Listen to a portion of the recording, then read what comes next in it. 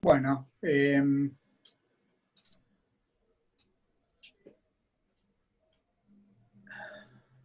bueno, como dijo Elena, esta foto le resulta conocida y quienes alguna vez vieron seminarios míos en algún congreso o en algunas charlas alusivas a los temas de estudio del laboratorio también la habrán visto. Y yo diría, desde más o menos 5 o 6 años, que cada vez que hablo de este tipo de temas, de los temas vinculados a la regulación de la alimentación, tengo una portada, así una foto de Marcos López, que es este artista argentino, que es capaz de, si no lo conocen, se los recomiendo, hay mucha información de él en internet para mirar. Él trabaja mucho fotografías, composiciones de fotografías, y capta mucho eh, situaciones aparentemente triviales, comunes, como por ejemplo la manera en que comemos, y se refiere en su trabajo a experiencias propias de situaciones que él vio. Él es santafesino, pero pero creo que vive en la capital ahora, hace un tiempo, de cosas que ve a su alrededor y en algunos de sus viajes, sobre todo por América Latina. Tiene mucha producción en la Argentina, en distintas provincias, sobre todo del norte y del litoral. Y bueno, esta en particular, esta foto es muy famosa, se llama Asado en Mendiolaza. Mendiolaza es una comunidad relativamente pequeña cerca de la capital de Córdoba. Y ahí ustedes pueden ver que es una foto que de alguna manera emula o recuerda a la última cena de Da Vinci, pero no es una cena, es un almuerzo, y parece que no hay una situación tan crítica que tienen que discutir acá los compañeros, sino alrededor del Cristo argentino, cordobés, están sus amigos, seguramente después de algún partido de fútbol, y ahí está cortándose un costillar de chivito y tomando vino, cerveza, soda, etcétera, en una imagen que todos podemos reconocer como que de alguna manera la vivimos, ¿no? En algún momento de nuestras vidas y varias veces tal vez algo parecido.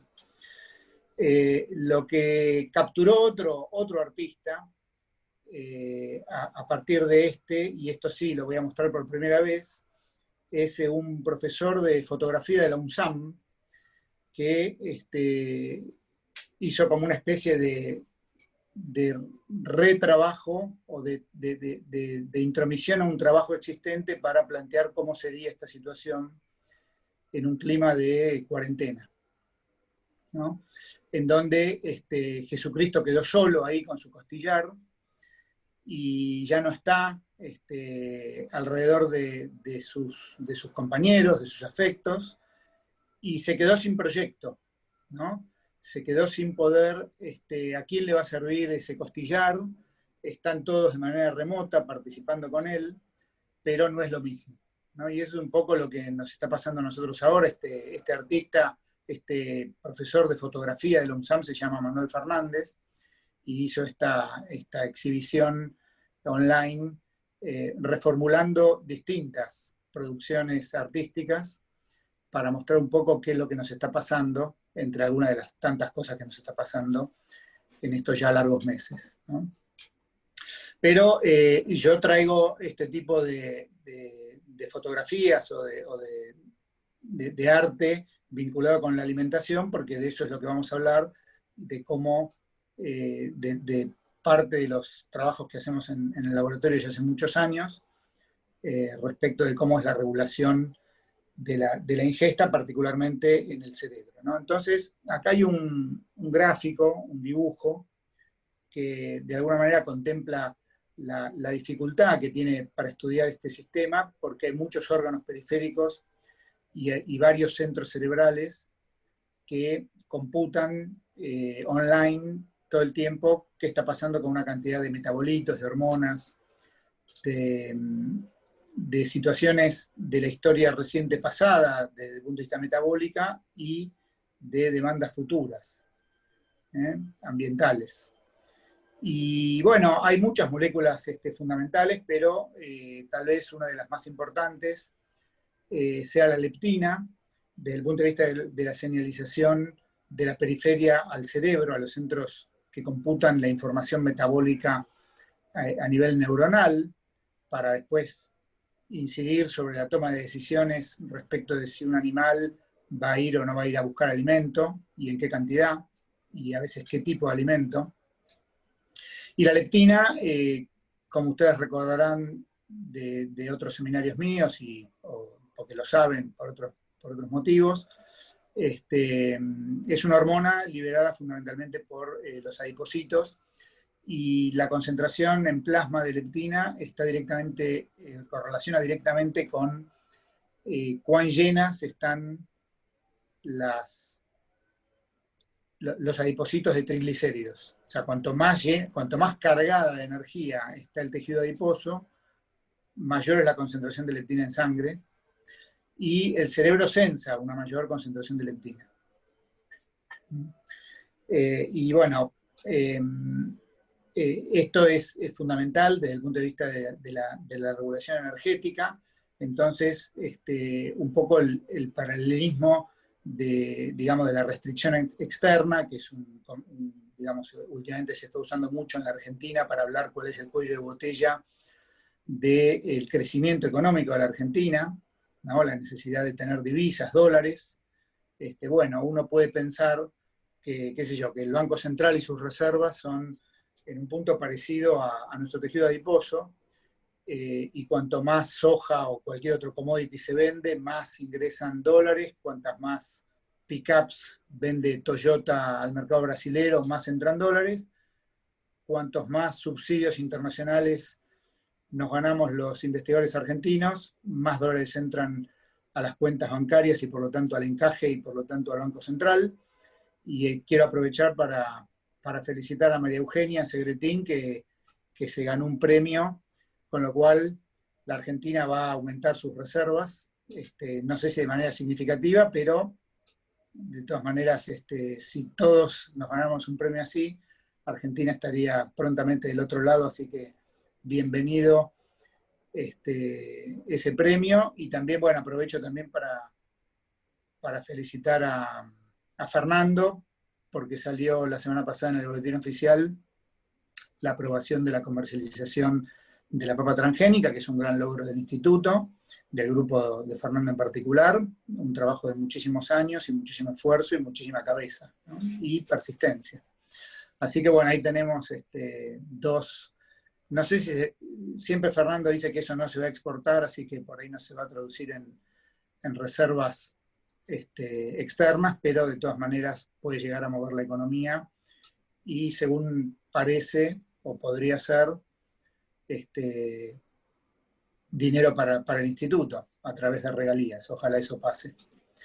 Bueno, volviendo a qué pasa cuando ¿no? Digamos, el sistema de leptina señaliza al cerebro no tanto cuando aumentan las reservas, sino cuando empiezan a caer, ¿no? Un poco la situación que se está viviendo en la Argentina en los últimos meses, ¿no? Que caen las reservas del Banco Central y entonces está todo el mundo en alerta, está muy en alerta todas las disposiciones del Ministerio de Economía y del Banco Central también, y hay mucha tensión en los mercados financieros.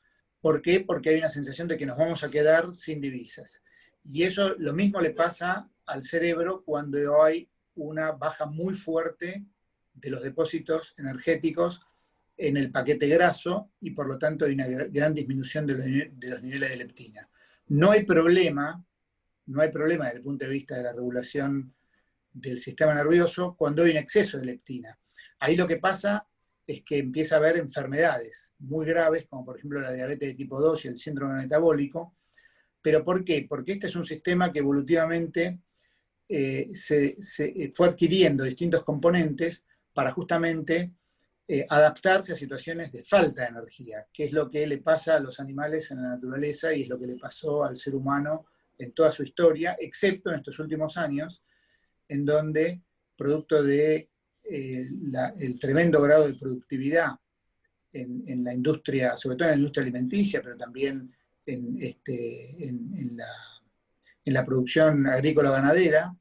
En muchas situaciones, en muchas circunstancias, hay como exceso de alimentación. Eso es desparejo, ustedes saben que eso no ocurre en todas las poblaciones, hay mucha gente, muchas poblaciones que siguen sufriendo la falta de alimentación, pero también se está dando el fenómeno de la pandemia de obesidad, que es una pandemia enorme y que es el primer grado, la enfermedad más importante, digamos, no la obesidad en sí, sino las enfermedades asociadas a la obesidad.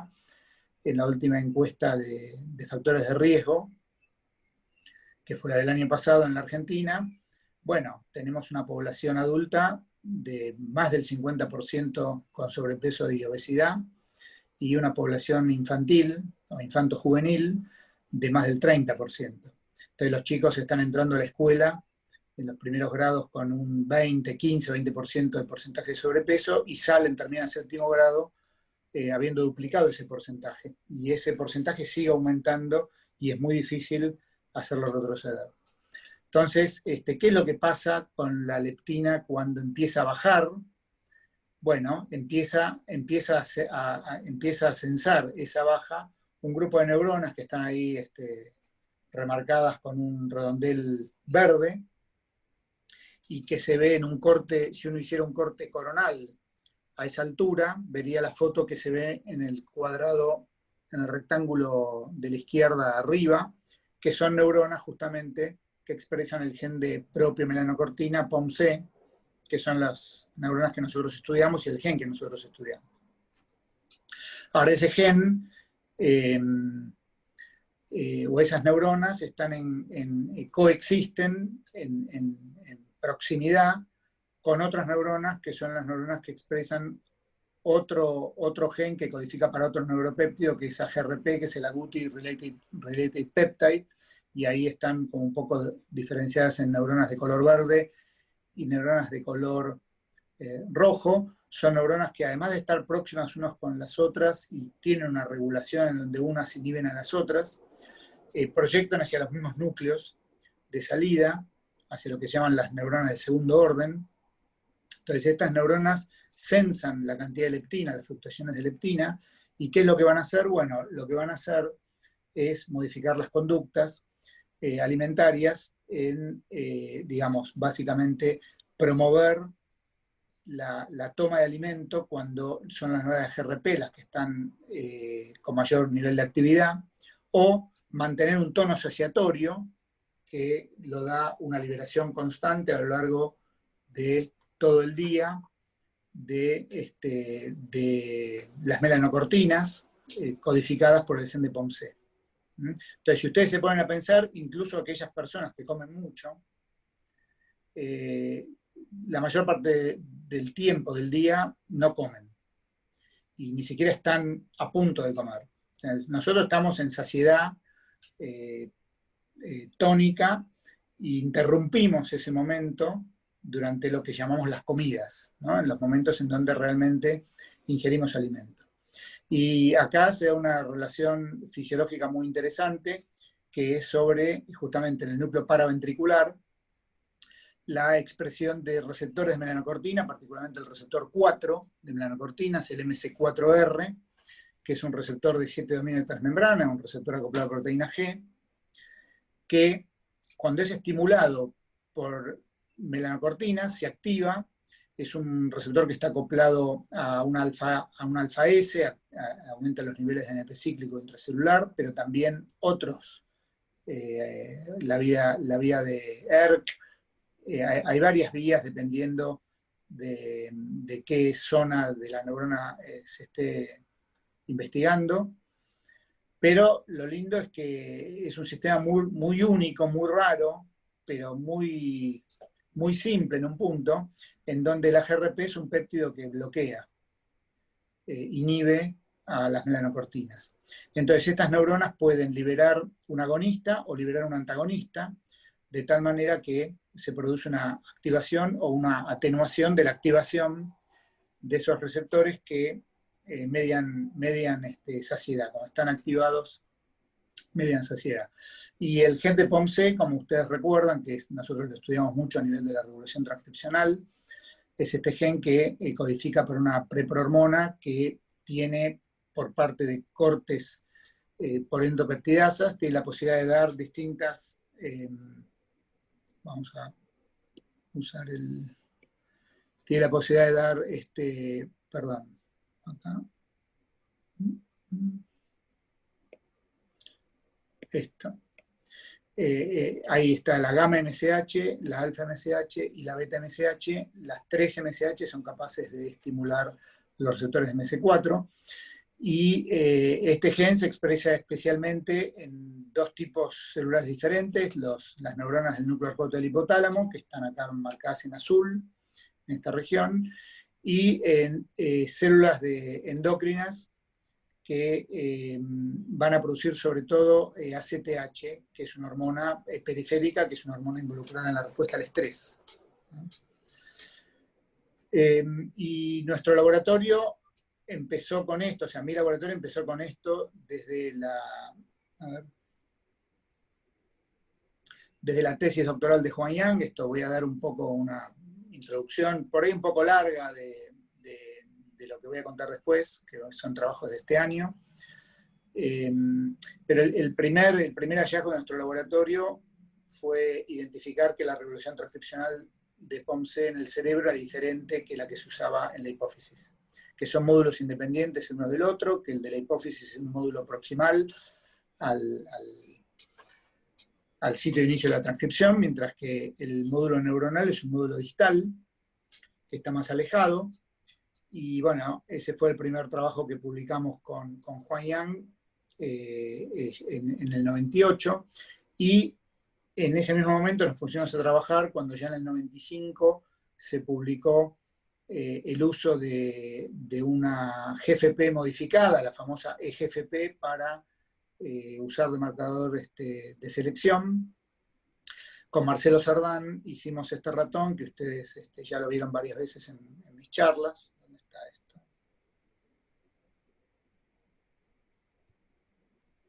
No sé por qué no puedo avanzarlo.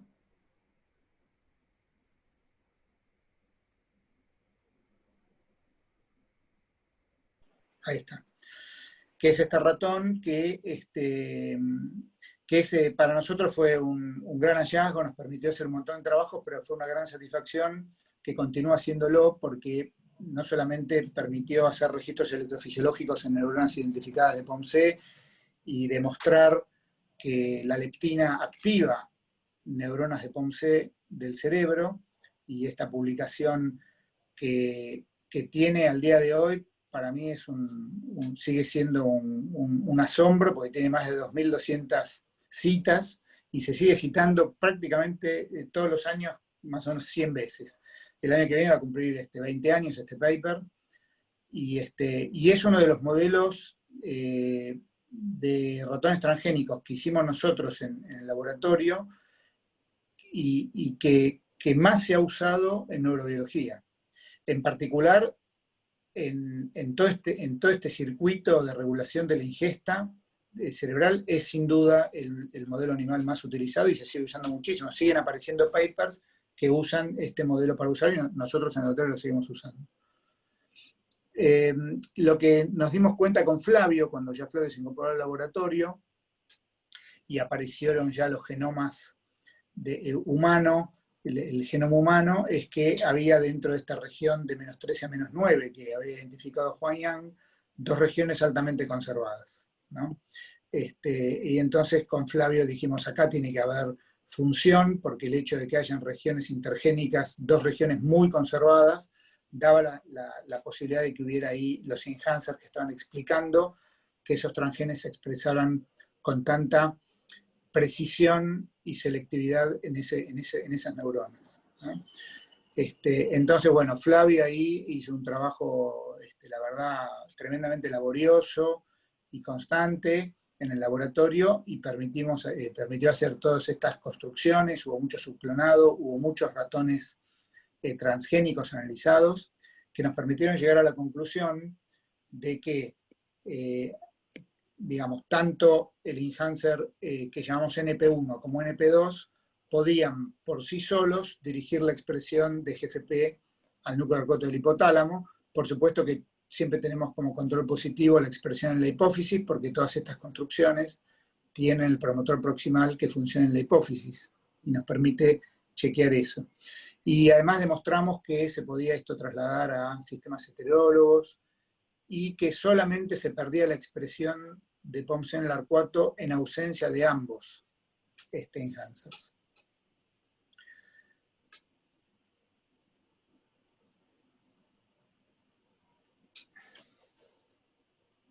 Bueno, también saben ustedes que hicimos nosotros en el laboratorio este trabajo de Viviana Bumashni, que es un trabajo publicado en el 2012, que cuando nosotros eliminamos esos enhancers de estos ratones, bueno, evidentemente los animales no expresan POMC, ese tono inhibitorio de melanocortinas no puede ser ejercido y los animales comen mucho más tiempo a lo largo del día, mucho más alimento a lo largo del día. Esto es alimento normal, no es alimento hipercalórico, y llegan a pesar más de 3 veces de un animal normal.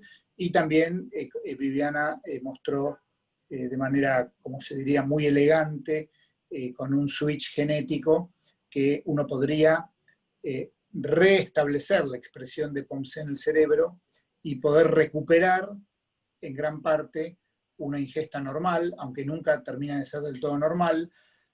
Lo que justamente parece a simple vista una recuperación normal, no lo es tal, porque los animales tienden a mantener el peso anterior. Y entonces nosotros lo que vimos una cosa que era una idea que estaba circulando en la literatura, pero que no se había podido demostrar experimentalmente, que es que existe lo que se llama un set point.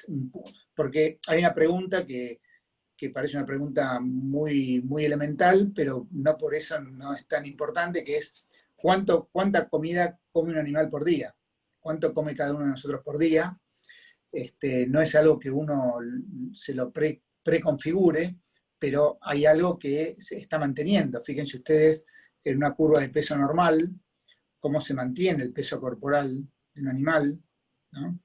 Y básicamente cuando uno hace un experimento ya de un animal adulto, todos los días comen lo mismo los animales. Y no aumentan ni bajan de peso. Esto es cuando tienen comida ad libitum, o sea, podrían comer más o podrían comer menos, pero comen siempre lo mismo y mantienen un peso. Y lo que se ve es que justamente ese set point refleja dos situaciones.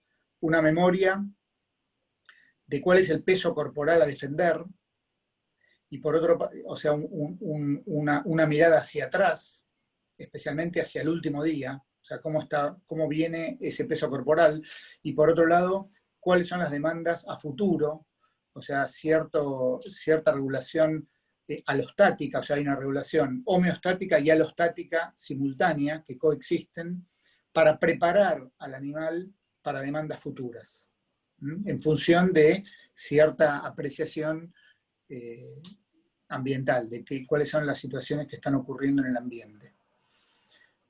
Bueno, nosotros demostramos también que en la medida en que uno restringe la alimentación de estos animales que tienden a ser obesos porque no tienen tono saciatorio, y uno recupera la expresión de POMC, estos animales tienen una regulación totalmente normal. O sea que efectivamente están defendiendo un peso corporal y no hay un problema de atrofia anterior. Y después hay un resultado que hasta ahora ha sido muy pobremente citado en la literatura, a pesar de que me parece uno de los experimentos más impecables, porque, digamos, esta idea de que la obesidad es un desorden que se autoperpetúa, porque efectivamente, si en la medida en que uno va aumentando el peso corporal, la memoria reciente del hipotálamo sobre qué peso defender es la inmediata anterior. Entonces, el hipotálamo no se acuerda del que uno quiere que se acuerde cuando uno era joven y tenía un cuerpo delgado. El hipotálamo se acuerda del último cuerpo, que es el que ocurrió el día de ayer, por ejemplo. Entonces, esto se puede autoperpetuar, pero se puede lograr desenganchar y volver a reescribir la historia, pero no es fácil. Y lo estoy mostrando como una conclusión, este trabajo yo ya lo conté alguna vez en el instituto de manera más específica, pero justamente se trata de la leptina. Es la leptina la molécula que le está indicando al cerebro cuál es el estadio anterior del sistema, de la cantidad de tejido adiposo a defender. Entonces, un animal que tiene altos niveles circulantes de leptina va a tender a mantener esos niveles. Un animal que tiene niveles intermedios de leptina va a tender a mantener esos niveles intermedios de leptina. Y este experimento es un poco largo como para explicarlo ahora, pero básicamente muestra eso, que con restricción calórica, pero agregado de leptina en el cerebro, uno puede de alguna manera engañar al hipotálamo haciéndole llegar leptina, no a partir de la grasa y de la liberación de leptina por parte del tejido adiposo, sino por parte de una inyección farmacológica en el arcuato y hacerle creer al ratón que el animal es un animal con sobrepeso, un animal obeso, y ese animal va a tender a comer más para mantener un peso que en realidad no tiene, pero uno lo hiperestimuló. Entonces, de lo que se trata un poco es justamente desde el punto de vista clínico, ¿no? Lo que se ve en situaciones de obesidad y de sobrepeso es que se está trabajando en niveles por afuera de la escala que está preparado el sistema. Entonces ahí no hay ningún tipo de regulación. Ya no hay ninguna regulación. La única manera que uno puede volver a una situación de regulación de su peso corporal es si vuelve a meter a la aguja de la leptina dentro de lo que sería el equivalente a la aguja de un tanque de combustible, y más especialmente si uno intenta trabajar en situaciones donde hay cierto aviso, como en los automóviles, de que hay que ir a cargar nafta, ¿no? Esto es la situación más ideal para un organismo. La situación más ideal para un organismo es, de alguna manera, tener un poco de hambre. Digamos, esto es un poco, digamos, contraintuitivo y hasta puede llegar a ser considerado políticamente incorrecto. Pero, por supuesto que yo lo digo desde el punto de vista de personas que no tienen dificultades en comer todos los días. Esto sabemos que no estoy hablando de que está bueno tener hambre para quien, la verdad, tiene problemas graves de nutrición y de acceso a la alimentación. Estamos hablando para un gran porcentaje de las sociedades, sobre todo urbanas, en donde hay un exceso de accesibilidad a la alimentación. Y en esas condiciones, el hambre, por eso a mí no me gusta, porque a mí no me, el problema de la Argentina hoy, si bien hay sectores que están, digamos, como se dice comúnmente, pasando hambre y no tienen las necesidades básicas satisfechas, el gran problema de obesidad en la Argentina no pasa por ahí, sino que pasa por una pobre calidad y un exceso de calorías en donde uno está trabajando con niveles de leptina por esta región. Y por eso a mí no me gusta el concepto de programa de lucha contra el hambre, porque yo creo que no se está enfocando adecuadamente cuál es el problema a resolver en la población argentina hoy. En realidad son dos problemas. Hay una población, por suerte, menor, que efectivamente tiene problemas de necesidades básicas insatisfechas, y hay otro sector mucho mayor que también tiene necesidades básicas insatisfechas, pero por un problema de tipo de alimentación y no de acceso a la alimentación. Pero es un tema que por ahí lo tenemos que hablar en una charla más enfocada a esa problemática en particular. Pero lo que les estoy diciendo a ustedes, yo se los quiero decir porque tener un poco de hambre todos los días, si uno sabe que tiene posibilidad de comer y si uno sabe que tiene alimento disponible, no es un problema. No es un problema. Desde el punto de vista fisiológico, hasta es una ventaja. Pero si quieren, lo podemos hablar después más en la discusión.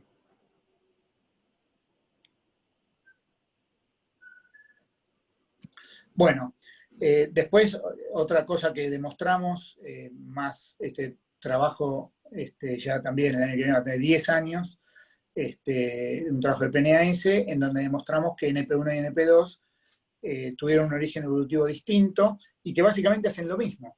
O sea, permiten que se exprese el gen de POMC en el mismo territorio de neuronas.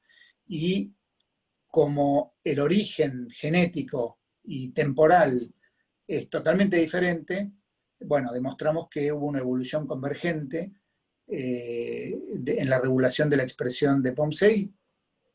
Creo que sigue siendo el único ejemplo documentado de evolución convergente de enhancers transcripcionales. Ahora, la pregunta que nos hicimos a partir de ese momento fue, ¿por qué hay dos enhancers ocupándose de la transcripción de POMC y no uno solo? ¿Por qué es tan necesario que haya dos y no uno? Y nos parecía que era totalmente necesario porque si uno mira todos los órdenes de mamíferos, lo que va a ver es que en ninguno de ellos, estamos hablando de 90 millones de años de evolución, ningún orden perdió ninguno de los dos enhancers. O sea que hay mucha presión de selección por mantener esa dupla de enhancers ocupándose de la regulación de la expresión de POMC. Entonces nos dedicamos a estudiar eso durante un tiempo también. Esto lo hicimos a partir de noquear los enhancers en el locus endógeno del gen, NP1, NP2 y los dos, y llegamos a la conclusión de que efectivamente sin los dos enhancers se perdía completamente la regulación de la expresión y con uno solo se estaba, dependiendo de las situaciones, en situaciones de la habilidad transcripcional, o sea, la fuerza transcripcional es menor cuando hay un solo enhancer, y puede haber o no fenotipo, dependiendo de los animales, en animales de laboratorio puede no haberlo, pero entendemos que se está muy cerca del umbral de la vulnerabilidad a perder ese tono inhibitorio, ese tono, estimulatorio de la saciedad, que tenemos todos nosotros, por lo cual nos pasamos prácticamente 23 y fracción de horas por día sin comer. Y solo comemos una cantidad de minutos por día. Y no me refiero a los minutos que estamos en la mesa, sino los minutos que estamos comiendo, efectivamente, ingiriendo alimentos. Y hay una relación sinergística y aditiva, dependiendo del momento, entre NP1 y NP2 para garantizar esa fuerza transcripcional. Ahora, después lo que pasamos a hacer en el laboratorio, y sigo hablando un poco de la introducción, antes de hablar de los resultados nuevos de este año, después pasamos a tratar de estar interesados en averiguar quiénes eran los factores de transcripción encargados de activar esa transcripción y darle de alguna manera la característica fenotípica distintiva a las neuronas de POMC, porque el gen de POMC y sus enhancers están presentes en todas las células, ¿no? Son parte constitutiva del genoma, pero tiene que haber, debería haber, un grupo de factores de transcripción, una combinación única de factores de transcripción en esas neuronas que hacen que el gen se pueda transcribir ahí y no en otros tipos de células, neuronas o de otro tipo de células. Entonces, cuando nosotros empezamos a comparar NP1 y NP2, nosotros sabíamos por los estudios evolutivos que había hecho Lucía y Flavio también, que eran dos secuencias que tenían un origen completamente distinto. No provenían de duplicaciones ni de un origen evolutivo común, sino muy diferentes. Eran retroposones de dos familias totalmente no emparentadas. Entonces dijimos, ¿cómo puede ser que cada una de ellas aporte sitios de binding a factores de transcripción idénticos? Porque en definitiva hacen lo mismo.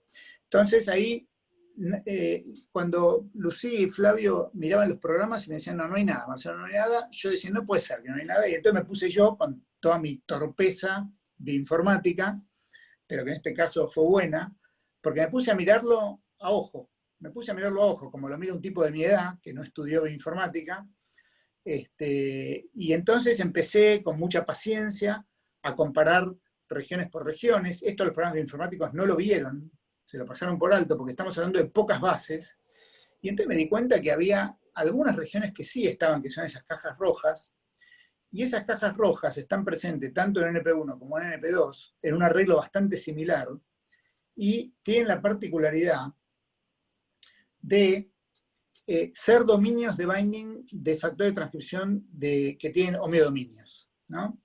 Y entonces dije, ¿puede ser que este gen esté controlado transcripcionalmente por factores de transcripción que tengan homeobox?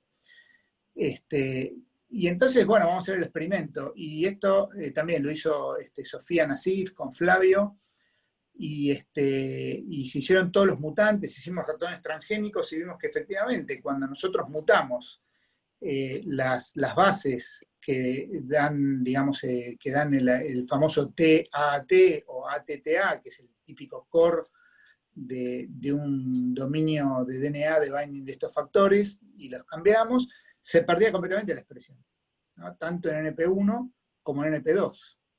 Este es el wild type, este es el mutado.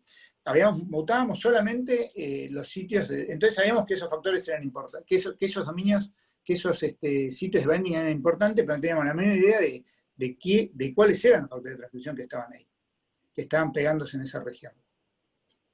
Entonces, bueno, los factores de transcripción de la familia con homeodominio son aquellos de los genes Hox que participan en la segmentación de los vertebrados y de los invertebrados, y que participan en el diseño, o no en el diseño, en la organogénesis de muchos órganos y de las partes, de los componentes principales de muchos órganos. Son genes muy basales en el armado de un animal. Y dijimos, puede ser que esto tenga un tipo de regulación de herramientas tan basales. Y entonces dijimos, bueno, los resultados están indicando que sí. Veamos qué factores de transcripción con homeodominios se expresan en neuronas de POMC, o por lo menos en el núcleo roto del hipotálamo. Y ahí con Flavio nos dedicamos muy pacientemente a mirar casi de manera, digamos, manual, sin algoritmos, genes que tuvieran un patrón de expresión similar al de POMC en el Allen Brain Atlas, que es una herramienta espectacular, que está muy completo, que son casi todos los genes que se expresan en el cerebro, están hechas las civilizaciones in situ en el cerebro. Y hay cortes coronales, hay cortes sagitales, hay cortes de diferente edad, y este es el tipo de información que nosotros estamos buscando. O sea, sabíamos cómo es la expresión de POMC, y buscamos factores de transcripción con homeodominio que nos dieran esta pinta, que pueden llegar a estar vinculados. Y identificamos tres. El ILET1, NKX 2.1 y RAX. Y bueno, RAX fue básicamente la tesis de Daniel Orquera, y si bien entendimos mucho qué es lo que hace RAX en el arcuato, lo que demostramos es que RAX participa de días anteriores a la formación de las neuronas de POMC. Es clave para determinar el territorio donde van a nacer las neuronas de POMC, pero no participa de la regulación de la transcripción de POMC. Cuando POMC se empieza a expresar, ya RAX dejó de expresarse. Así que ahí no aprendimos mucho respecto de la regulación de la expresión de POMC, pero por ejemplo con ILET1, sí. Y este fue un paper muy importante, que fue la tesis doctoral de Sofía Nassif, en donde básicamente lo que encontramos a través del trabajo de Sofía fue que la expresión de ILET en neuronas de POMC es clave. Ya les muestro, esto es una introducción a lo que voy a hablar en un rato. Lo que encontramos es que los knockout condicionales de ILET1 en neuronas de POMC, o sea, estos ratones o sea, agarramos ratones ILET floxeados y los cruzamos con ratones POMC-CRE para eliminar el gen de ILET de neuronas de POMC, lo que vemos es que baja mucho la expresión de POMC. Acá se ven un corte, estos son ratones adultos, y como consecuencia de la baja de POMC, por perder la expresión de ILET en esas neuronas, los animales comen más, y por comer más aumenta mucho su peso, y son animales obesos, lo que le da, por ejemplo, el título a ese paper publicado en el año 2015.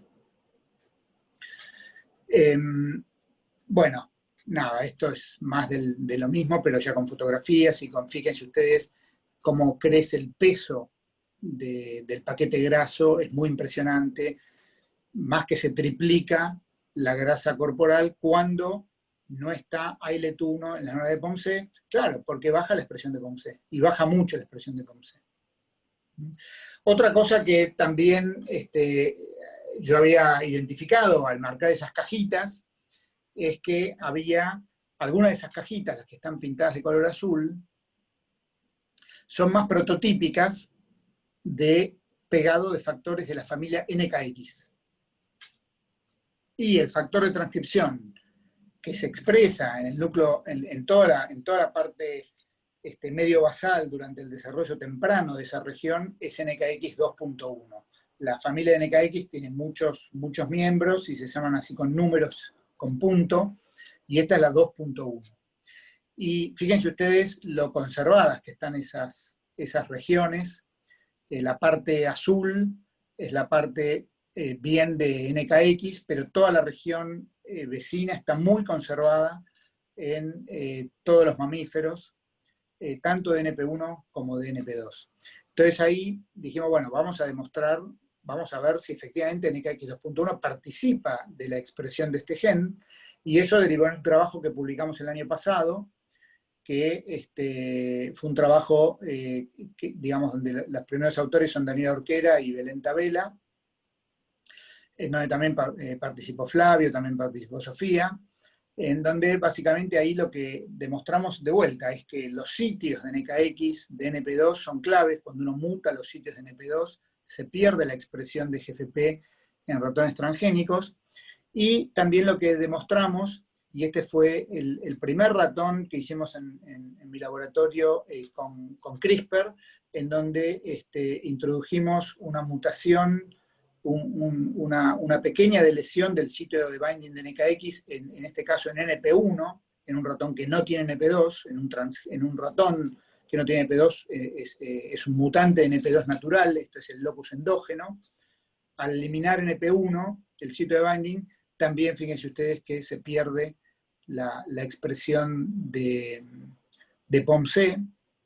Esto es por inmunofluorescencia contra el marcador, y fíjense ustedes cómo se va a pique la expresión al no haber posibilidad de que NKX 2.1 se pegue ahí. Tanto para ILET1 como para NKX 2.1 hicimos una buena cantidad de experimentos de EMSA, o sea, de movilidad de genes en sondas radioactivas, pero también de chip de inmunoprecipitación de cromatina en extractos hipotalámicos, y bueno, vimos en ambos casos que había pegada y estaban todos los controles indicando que la pegada era exclusivamente en esos territorios.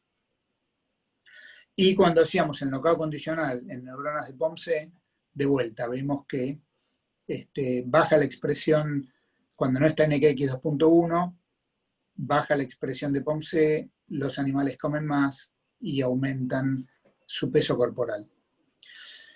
Y esta es la tapa de ese artículo, que ustedes lo recordarán porque está pegado en el pasillo de ahí, que está fuera del laboratorio. Acá está, digamos, en orientación, tal cual nosotros vemos esto en el laboratorio. Este es el hipotálamo en desarrollo, en un día embrionario relativamente temprano.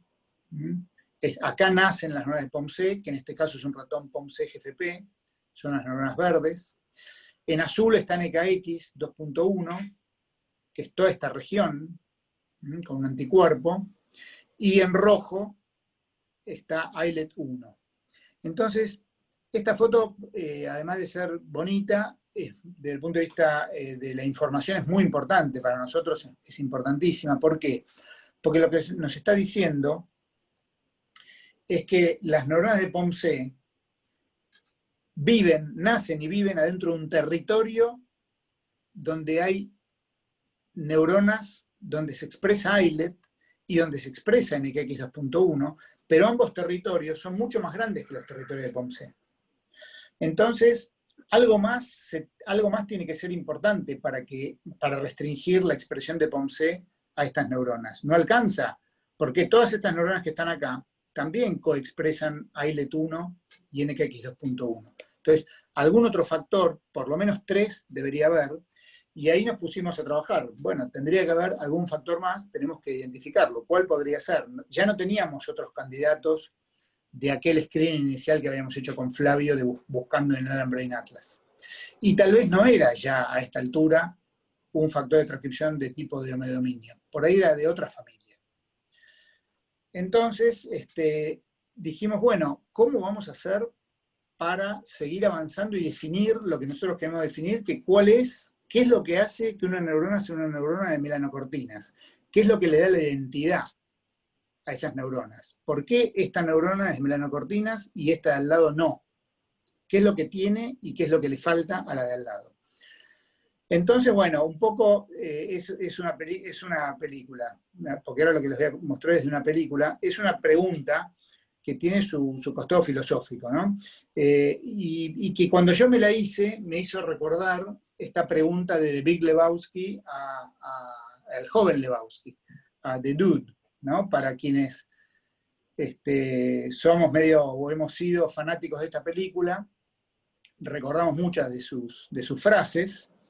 Y hay una frase en donde, digamos, ya sé que todo lo que va a venir ahora no es políticamente correcto, pero es interesante incluso verlo desde esa perspectiva, en donde Lebowski le dice, The Big Lebowski le dice a The Dude, "What makes a man, Mr. Lebowski?" O sea, ¿qué hace un hombre? No sé, señor. Entonces, bueno, le da su hipótesis y el otro le dice, sí, eso, y también un par de testículos, ¿no? Nosotros sabemos que la idea de que un hombre está definido por tener un par de testículos es algo que está muy cuestionado hoy, no necesariamente. No necesariamente eso hace un hombre, o sea, ni tener un par de testículos hace un hombre, ni uno puede ser un hombre porque tiene un par de testículos. Eso ha sido puesto en duda por la sociedad y esa duda ha dado lugar a un montón de modificaciones y cambios de perspectiva de cómo nosotros pensamos ese tema. Bueno, lo mismo está pasando con la identidad de un tipo de neuronas. O sea, ¿qué es lo que hace a un subtipo neuronal en particular? Antes se pensaba que era una definición muy simple. Bueno, porque tiene esto, es esto. Y bueno, lo que están mostrando, especialmente estudios ya muy específicos de single cell RNA-seq y de ese tipo, en donde se estudian neuronas aisladas, es que la situación es mucho más compleja de lo que parece y que admite distintos escenarios posibles y que uno tiene que estar abierto a admitir distintos escenarios y admitir que la situación no es tan simple como a uno se la vendieron cuando uno empezó a estudiar estos temas de regulación transcripcional de genes y lo que se llama la expresión tejido específica.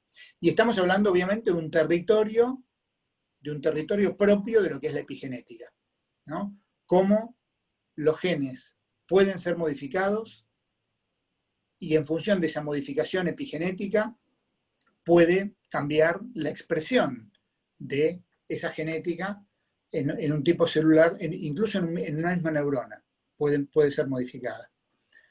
Y esas cosas estamos trabajando en el laboratorio, no ahora porque estamos en pandemia o en cuarentena, pero más o menos en cuarentena, pero las estamos intentando trabajar apenas podamos.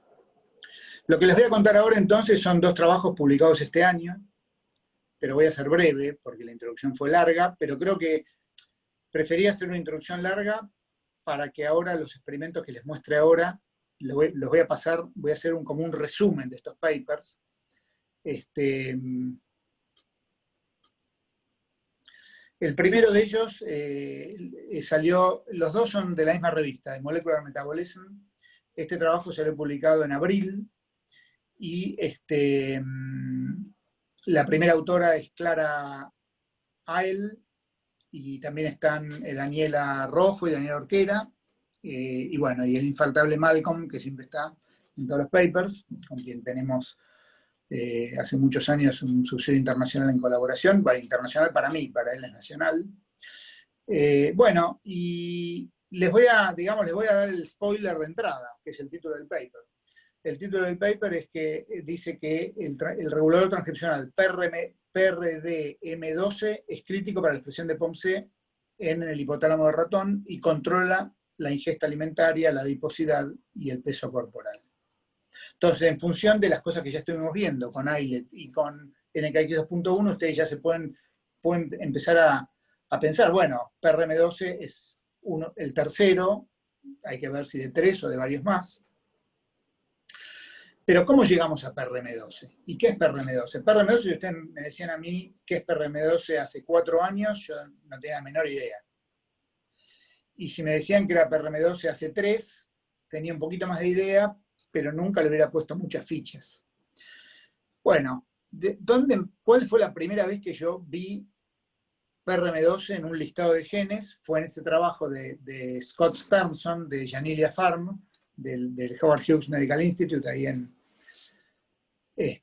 la costa este, un trabajo del 2015, Unilife, en donde él lo que hizo fue agarrar ratones que tienen las neuronas de AGRP fluorescentes y otros ratones que tienen las neuronas de POMC fluorescentes. Y lo que hizo fue algo bastante sencillo, que fue disgregar hipotálamos de estos ratones adultos, hacer células disociadas, a las cuales las fue haciendo, como dice ahí, un sorting manual. Acá no hay ningún fax ni nada, en donde todo lo que estaba fluorescente lo corría para un costado con un pincel, y lo que no estaba fluorescente lo mandaba para el otro lado, y de esa manera hizo RNA-seq. Pero esto no es single cell RNA-seq, es RNA-seq de poblaciones fluorescentes de POMC o de AGRP. Y después lo que hizo fue comparar el patrón que obtuvo de neuronas de POMC, que están en este gráfico de columnas sobre la izquierda, o sobre la derecha, y se ven genes que están muy enriquecidos en las neuronas de AGRP o genes que están muy enriquecidos en las neuronas de POMC. Y fíjense ustedes que, bueno, por ejemplo, está obviamente POMC, está NKX 2.1, y hay otros genes, pero cuando uno se pone a mirar, che, ¿estos genes qué son? Hay un montón de nombres ahí que yo no tengo la menor idea de qué es lo que dicen. Bueno, taquiquinina 1, que es codifica para neuropéptidos, pero cuando uno se pone a mirar factores de transcripción, los únicos dos son PRM12 y NHLH2, un gen que nosotros ya lo habíamos descartado por temas que ahora no vienen al caso. Entonces, bueno, eso quedó ahí y no le di mucha importancia porque dije PRM12, ¿qué se sabe? No había prácticamente papers de eso. No le di mucha atención. Pero a los 2 años sale publicado este paper, también en Molecular Metabolism, en 2017, de un grupo muy importante de la Universidad de Cambridge, en UK, en donde ellos toman nuestros ratones POMC-GFP, y hacen lo mismo, pero ahora sí, con cell sorting. Y con cell sorting van a analizar a todas las neuronas fluorescentes verdes que expresan GFP, porque tienen el transgen POMC-GFP, y encuentran que hay 4 clústeres distintos. Cada uno de esos 4 clústeres, todos expresan POMC, tienen como una transcriptómica particular de cada uno de los clústeres. Pero hay un clúster, que es el clúster 4, que es el clúster que expresa POMC en niveles muy altos, los demás en niveles muy bajos. Y cuando se ponen los 25 genes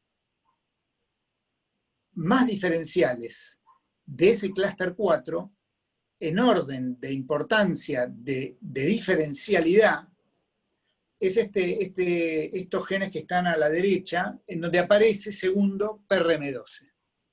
Yo dije, wow, PRM12, yo esto ya lo había visto. Entonces, digo, bueno, a ver, vamos a prestarle atención a PRM12. ¿Qué es lo que se sabe de PRM12? Y cuando uno va a la literatura de PRM12, por ejemplo, ayer, que estaba preparando el seminario, fui por última vez a PubMed, hay 42 papers, incluido ya el nuestro, pero en el momento que fui había ni 10, había creo que 7 papers. Y el único paper así significativo, que tenía alguna funcionalidad, era este que les voy a mostrar ahora, que es un paper de Nature Genetics del año 2015, en donde decía que el regulador transcripcional PRM12 es esencial para la percepción de dolor en humanos. Y este es un trabajo, fíjense ustedes la cantidad de autores, un trabajo multicéntrico de varios hospitales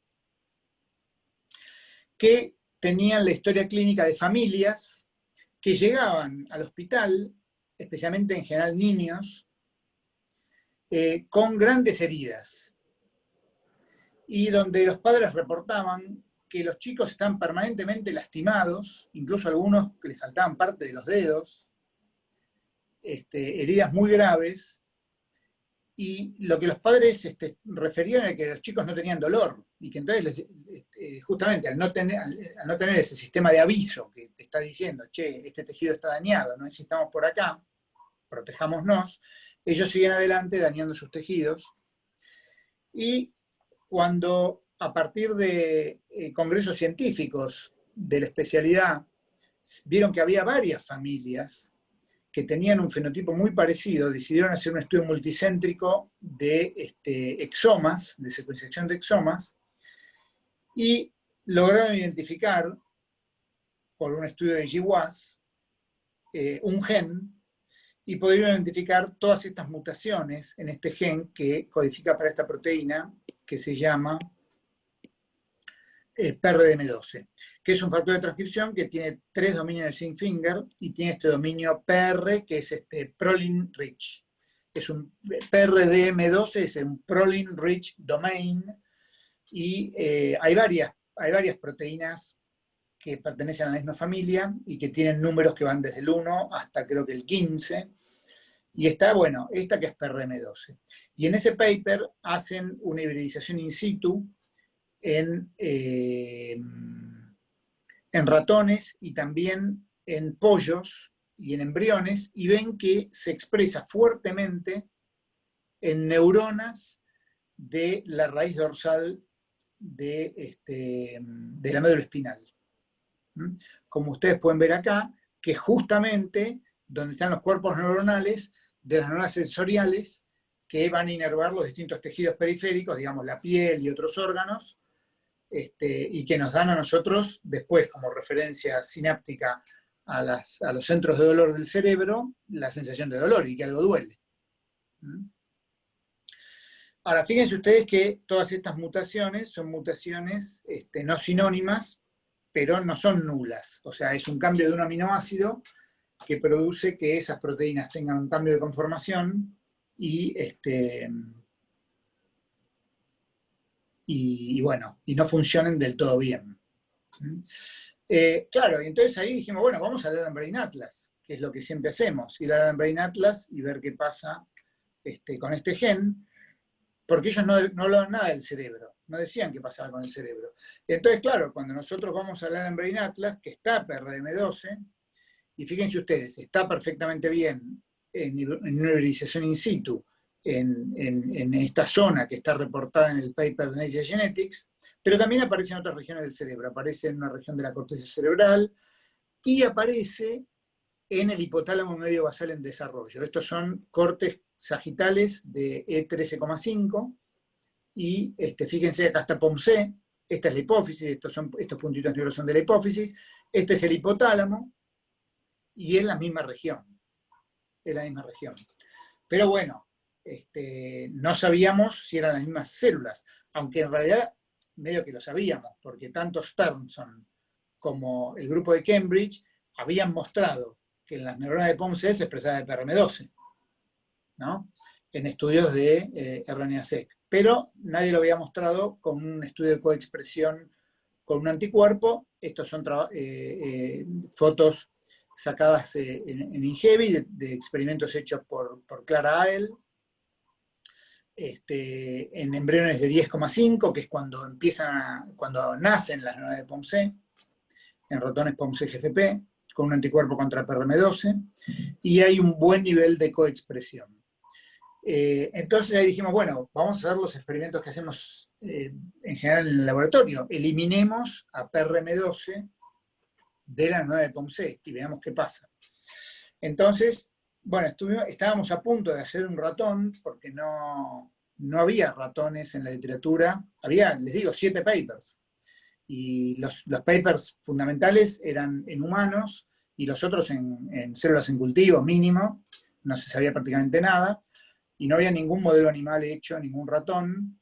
Entonces, Daniel Orquera en ese momento estaba haciendo un postdoc en el laboratorio, y bueno, yo le digo, bueno, ¿por qué no te pones a hacer un modelo ¿por qué no floxeas el alelo de PRM12? Y bueno, estaba a punto de hacerlo cuando tuvo la pertinaz idea de, más que pertinaz, la persistencia de seguir y seguir buscando sin darse por vencida, a ver si alguien podía tener, y encontró una base de datos en donde había un proyecto digamos, de high throughput para producir muchos ratones. En general ese tipo de proyectos terminan por la mitad porque es muy difícil poder hacer muchos ratones y tenerlos en una facility. Entonces, pero hay muchos ratones que llegan a un punto en donde se congela semen o se congelan células embrionarias. Y ella encontró eso, yo me puse en contacto con la gente que tenía del banco y me dijeron, mira, Marcelo, tenemos semen congelado, pero nunca nadie probó estos ratones. Y yo dije, bueno, traigámoslos, tardamos un montón de tiempo, la verdad que es mucho más fácil decirlo que hacerlo, la importación de ese semen congelado fue mucho tiempo y bastante plata por otra parte, pero bueno, logramos en el laboratorio con trabajos de Martita Traimun hacer finalmente la recuperación de esos ratones.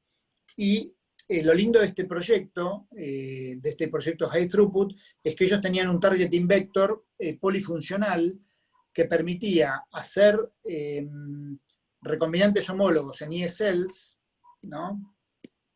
Que acá se puede ver este dibujito, y luego se podía tratar con CRE, con la recombinasa CRE, a estas ESLs, una vez que tenían esta construcción que entraba por recombinación homóloga, en este caso en el locus de PRM12, y recombinar los sitios LOXP de tal manera que queda un ratón knockout. Un ratón knockout, pero que a su vez es knock-in para un reportero. Pero que ven ustedes que le falta el exón 2.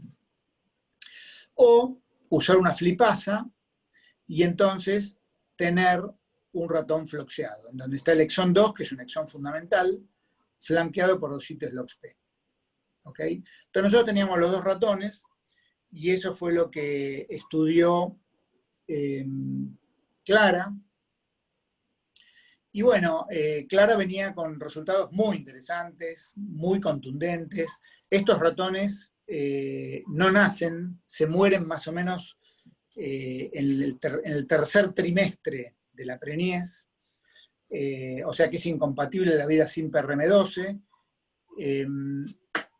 Y fíjense ustedes que efectivamente los knockouts no tienen niveles indetectables. Estos son experimentos de RT-PCR en cerebro o en este caso en cabezas enteras de embriones. Y este primer experimento muy auspicioso que indicaba que en ausencia de PRM12 los niveles transcripcionales de POMC eran no nulos, pero tremendamente bajos. Y lo mismo podíamos observar si hacíamos experimentos de inmunofluorescencia con anticuerpos. Desaparecían los niveles de POMC, en este caso con anticuerpo contra CTH, y esto lo podíamos ver a diferentes edades. En animales que eran relativamente jóvenes, embrionariamente hablando, porque si no después se morían, ¿no? Había que hacer knockouts condicionales. Estos eran el knockout total. Bueno, ahí sí, entonces hicimos un experimento de marcación, digamos, de cruza de ratones ya floxeados con ratones POMC-CRE. Hicimos otros, pero yo les cuento esto más en resumen. Y Clara entonces empezó a estudiar ratones que no expresaban PRM2 en neuronas de POMC y vio estos resultados que están mostrados acá en este panel, que ustedes ya están acostumbrados porque algo parecido vimos para los knockouts de ILET1 en neuronas de POMC y de NKX 2.1 en neuronas de POMC. lo que se ve es que en ausencia de este factor de transcripción desaparece la expresión de POMC en estas neuronas. Como, digamos, uno puede detectarlos con RT-PCR, los niveles son muy bajos. Como consecuencia de eso, los animales comen más. Como consecuencia de comer más, los animales aumentan de peso, aumenta mucho su tejido adiposo, y son ratones obesos, que son las características que definieron lo del paper. Nosotros queríamos avanzar mucho más con este proyecto, pero tuvimos situaciones también de restricción externa, porque acá el tema de la restricción externa, que es un poco el título del paper, porque los dos papers que les voy a mostrar hoy, acá ya estoy terminando el primero, el otro es más corto incluso en lo que les voy a mostrar, sufrieron mucho, su historia, su devenir, sufrió mucho la restricción externa. Nosotros a esta historia la íbamos a completar con muchas más cosas. En particular nos interesaba saber cuál era el sitio de binding de este factor de transcripción, que era atípico, que no era de un homeodominio, pero un día Flavio, cuando yo me acuerdo que volvía de dar clase en la Facultad de Ingeniería Genética, que yo, a las 9:30 de la noche, supongamos, paro en un semáforo, y me llega un mail de Flavio que se llama Malas Noticias. Y entonces lo abro, pero no lo puedo leer bien porque enseguida se pone el semáforo verde y ya llego a mi casa enseguida, lo leo entero, y lo que me está diciendo Flavio es que le había llegado una alerta de un bioarchives en donde había un grupo de la Universidad de Southwestern en Dallas, en Texas, de un grupo muy fuerte que trabaja en estos temas, en la parte de, digamos, de genética de la regulación de la ingesta, en donde reportaban, no voy a entrar en detalle todo lo que era ese trabajo, pero una de las cosas que ellos veían muchos genes de muchas cosas, porque era un estudio de RNA-seq, y para validar que los estudios de RNA-seq eran correctos, agarraron un gen de varios que podrían haber agarrado, pero el que agarraron fue PRN12. Y tenían pocos resultados, muchísimo menos que nosotros, pero ya está, o sea, teníamos el asado escupido, porque los tipos habían visto básicamente lo esencial que Clara venía viendo.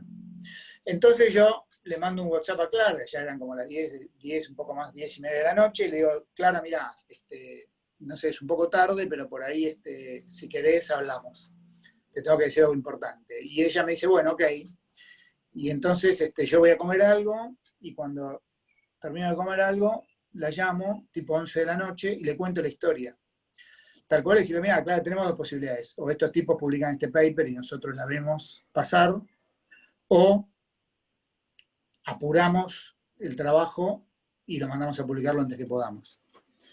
Y bueno, Clara no dudó y dijo, no, Marcelo, vamos a dar la pelea, vamos a apurarnos. Y ahí, bueno, Clara realmente multiplicó sus capacidades de trabajo, y incorporamos también a la faena a Daniela Rojo, que estaba haciendo otra cosa, pero con muy buena actitud en todo sentido, se comprometió mucho a que esto llegue a buen puerto. Bueno, y el paper salió publicado, y nosotros de alguna manera lo hicimos visible para que se haya publicado, para que el otro grupo también lo supiera, y ellos apuraron su paper, lo dividieron en dos partes, y básicamente salió en dos revistas distintas en el mes de abril de este año, el nuestro entonces en Molecular Metabolism y el de ellos en el Journal of Neuroscience, que es donde nosotros ya hemos publicado el de NKX 2.1. Así que, en definitiva, la historia terminó en un empate, pero en donde nadie perdió, y eso es lo bueno, ¿no? Así que bueno, un poco eso es también parte de la restricción externa, un poco como dijo el filósofo británico de Liverpool, la vida, ¿no? Como es la frase esa, la vida es lo que tú haces mientras vas haciendo planes, ¿no? O la vida es lo que vas haciendo mientras vas haciendo planes.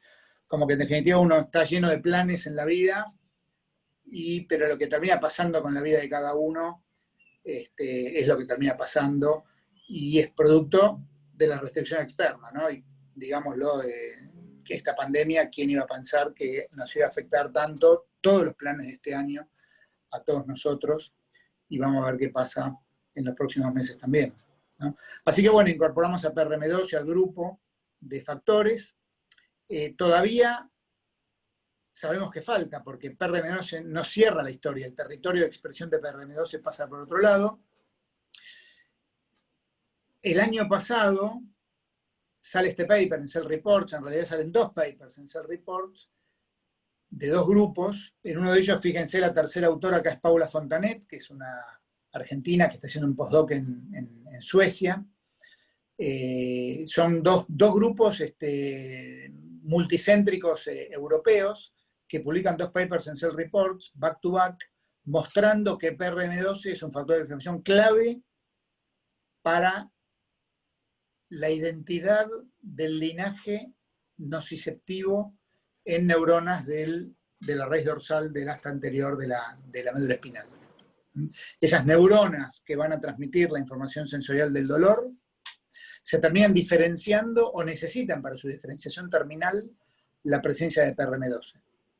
O sea que en 2 años, entre el 2019 y el año 2020, se termina de asignar la importancia de este factor de transcripción en 2 tipos celulares completamente distintos, que participan de circuitos totalmente distintos del sistema nervioso, pero este gen es clave en ambos.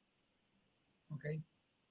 Bueno, ya voy a contar la última parte del seminario, y entonces recordar que la neurona de POMC y la neurona de GRP proyectan hacia el núcleo paraventricular, donde hay neuronas de segundo orden que expresan receptores de melanocortinas 4.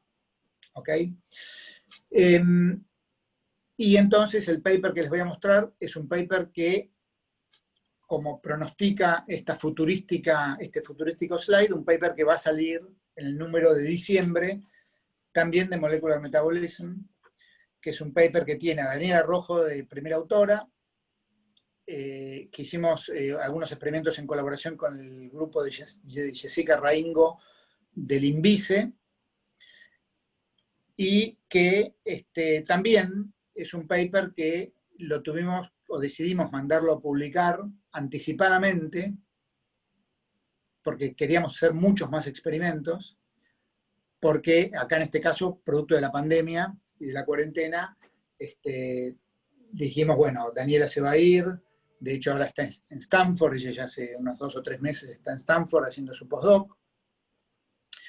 Y bueno, decidimos escribirlo y mandarlo con lo que teníamos, que no era poca cosa, porque teníamos un paper que básicamente tiene este título, que los modelos de ratón de los polimorfismos valina 103 por isoleucina, o en realidad isoleucina 103 por valina, y leucina 251 de isoleucina, son variantes de ganancia de función presentes en el receptor de melanocortinas humano, disminuyen la adiposidad, pero no protegen contra una dieta hipercalórica. ¿Y qué es este trabajo? Este trabajo para mí es un trabajo muy interesante. Lamentablemente, así como está publicado en esta versión, es como una versión, yo diría una versión bonsai de lo que pudo haber sido este trabajo, pero bueno, la restricción externa, en este caso por una pandemia, ha hecho que esta historia la hayamos tenido que fragmentar, y no sé si la vamos a levantar nosotros o la levantará otro grupo en algún otro lugar del mundo, porque estos ratones existen como modelo y ya están publicados, y alguien puede estar interesado en retomar la posta. Pero básicamente los antecedentes de este trabajo se tienen que remitir o se remiten a un estudio muy interesante que publicó un grupo, el mismo grupo ese de Cambridge, que yo les conté que habían hecho estudios de heterogeneidad de neuronas de POMC en ratones, con personas del UK Biobank. Para que quienes conocen el UK Biobank saben que es un emprendimiento impresionante, señero, que está permitiendo que muchos otros países estén con sus biobanks. Y para quienes no conocen, se los comento, es un banco biológico de personas normales, digamos, sin patologías especiales, pero cada uno con sus achaques o con sus características que todos tenemos, ¿no? Son prácticamente 500.000 de británicos. Ellos hicieron una segmentación en británicos que viven en zonas, en ciudades, y que son de origen caucásico, digamos, esa palabra a mí mucho no me gusta, pero es la que se usa en la bibliografía, son blancos, y lo que se le hizo a todos ellos fue tomarles ADN, hacerles un exoma completo, tener además el ADN por si hay que secuenciar alguna región no exómica, y toda una batería muy grande de tests bioquímicos, fisiológicos, imágenes de cerebro, etc. Y todo eso está depositado en una base de datos para la cual muchas personas tienen acceso. Y quienes no tienen acceso para hacer algún proyecto de investigación lo pueden pedir y, llegado el caso, se lo pueden dar a toda esa información, que por supuesto cada paciente es anónimo, que no son pacientes, son personas, ¿no? Ahora, a raíz de este biobank, que tiene pocos años, han salido ya unos papers. Y uno de ellos es un paper que salió el año pasado, que es justamente con el receptor MC4, y este paper que salió en Cell en abril del 2019, y que dice que hay variantes de ganancia de función del MC4 en humanos que muestran una diferencia en su señalización, en traducción de señales, y que protegen contra la obesidad. Pero claro, son estudios de correlación, ¿no es cierto? Entonces, lo que los tipos hicieron es, esto lo hicieron de todos los genes, pero lo que ellos ven es que el receptor de melanocortinas 4, que acá se ve sobre la esquina de la izquierda abajo, tiene una cantidad de polimorfismos enorme. Tiene en este 500.000 de personas 61 variantes polimórficas distintas, que están indicadas ahí con diferentes colores. ¿Ok? Algunas de ellas son, digamos, predicen proteínas truncadas, por ejemplo, y en general correlacionan con obesidad. De hecho, por ejemplo, la foto de este individuo que está acá, que es una persona joven, es mutante para el receptor MC4, ¿no? Mutante nulo, que no funciona el receptor de MC4. Obviamente las melanocortinas no pueden activar esa función tónica, y hay una hiperfagia seguida de obesidad. Pero también, fíjense ustedes que hay algunos de los aminoácidos que están indicados de color naranja, y esos aminoácidos marcados de color naranja son mutaciones missense, son con cambio de aminoácido, pero que producen ganancia de función. ¿Ganancia de función en relación a qué? Bueno, ellos hicieron un trabajo espectacular, impresionante, porque agarraron cada una de los 61 receptores, digamos, el MS4 es un gen que tiene un único exón codificante, entonces esto es un poco más fácil hacer. Pero ellos hicieron todas las variantes, a cada una de las variantes las expresaron en células transfectadas de manera estable, y hicieron producción de MP cíclico con diferentes concentraciones de melanocortinas, y también miraron otras vías de señalización, fundamentalmente auxiliadas por un mayor reclutamiento de beta-arrestina. ¿Por qué? Porque la beta-arrestina, cuanto más tiempo está reclutada por parte del receptor, menor es el proceso de reciclado y la intermediación, entonces mayor es el grado de señalización. Entonces, ellos ven que hay un degradé total desde mutaciones de pérdida de función, que son las que se ven acá, o sea, esto es el 100% de la función, o sea, estos serían las formas normales. Todas estas que están acá andan muy mal, estas andan un poco peor, estas no tan mal, no son estadísticamente significativas, estas un poquito mejor, pero no son estadísticamente significativas, y estas ya pasan a funcionar mejor. Y lo mismo para estas otras de acá. Y lo que se ve es que hay dos variantes, que son la valina 103 por isoleucina y la isoleucina 251 por valina, perdón, por leucina, que tienen la particularidad que dan positivo en ambos sistemas de traducción de señales y que además tiene una frecuencia alélica que no es despreciable, porque alguna de estas era despreciable, por ahí un tipo la tenía. En cambio acá estamos hablando de variantes alélicas que tienen la valina 103 por isoleucina está en el 4% de la población. No solamente británica, también de otras poblaciones de origen europeo en otros países del mundo, porque ya se vio esa correlación en otros estudios. Ahora bien, ellos dicen en el paper el título ¿no? Bueno, estas variantes son gain of function in vitro, y las personas, cuando hacen la estadística, esas personas que están en el UK Biobank tienden a no ser obesas. Y estadísticamente da que tiene el 50% menos de chance de ser obesos o de tener sobrepeso. Y eso es algo muy difícil de decir. Es una correlación. Pero ¿cómo sabemos que efectivamente estas variantes de ganancia de función hacen que el metabolismo sea más eficiente y que efectivamente las personas tiendan a ser menos obesas? Si la obesidad sabemos que tiene que ver en parte con la genética, pero fundamentalmente con la relación de las personas con la alimentación. Y eso no está codificado genéticamente y las personas que están en el biobank no sabemos bien qué comen. Entonces, esa fue un poco la pregunta que nos hicimos con Daniela, con quien veníamos trabajando en este tema, y Daniela Rojo hizo estos ratones. Fíjense ustedes la tremenda homología que hay entre la secuencia aminoacídica del MS4 del ratón respecto del humano. Hay solamente 19 diferencias de 332, o sea, la identidad es de más del 94%, y tanto la valina 103 como la isoleucina 251 están en regiones muy conservadas. Muy conservadas, yo diría, entre todos los mamíferos que nosotros vimos. Sin embargo, estas personas lo tienen modificado y